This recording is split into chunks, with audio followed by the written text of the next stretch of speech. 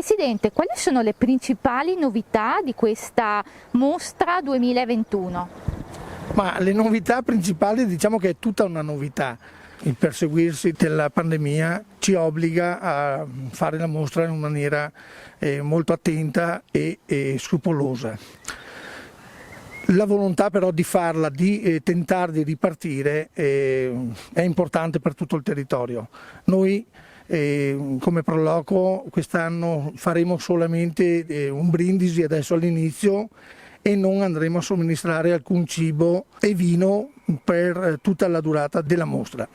La novità principale è che portiamo tutta la mostra, questa è una decisione presa ancora a febbraio, nel territorio, quindi faremo lavorare tutti i ristoranti della zona, porteremo le cantine, i vini delle nostre cantine nella zona del Feletto, quindi cominceremo proprio domani sera con Locanda al Sole e seguiremo tutti i ristoranti Ca del Poggio, adesso non vorrei che mi sfugga qualche nominativo. E questo per dar modo alle attività che sono state chiuse oltre un anno di poter ripartire, anche con il nostro aiuto, ovviamente non merito a noi, però anche con l'aiuto della Proloco in tutti cerchiamo di fare in sinergia. Qual è la difficoltà maggiore che avete incontrato e l'augurio che fa a questa manifestazione come Presidente della Proloco?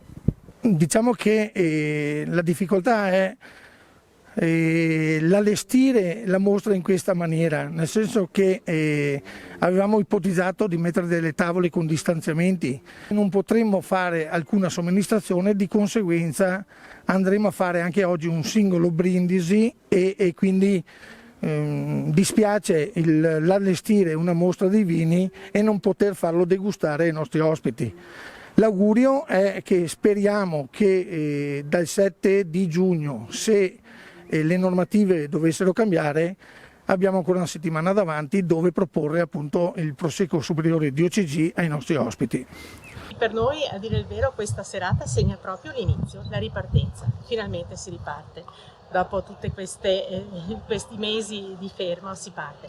Forse ancora un po' con il freno tirato, però insomma un pochettino alla volta si pensa di ripartire.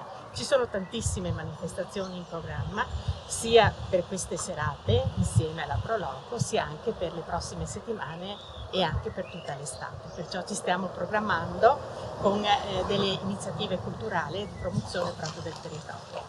Dobbiamo buttarci alle spalle questo brutto periodo e mi auguro proprio, non si potrà a breve ritornare come prima, però il mio augurio è proprio di partire, ritornare come prima e aspettiamo, a dire il vero, il turismo che ci è mancato in questo periodo. È territorio UNESCO, si è fermato tutto e l'augurio mio è proprio di ricominciare da capo e di dare a tutti la possibilità di vedere questo splendido territorio.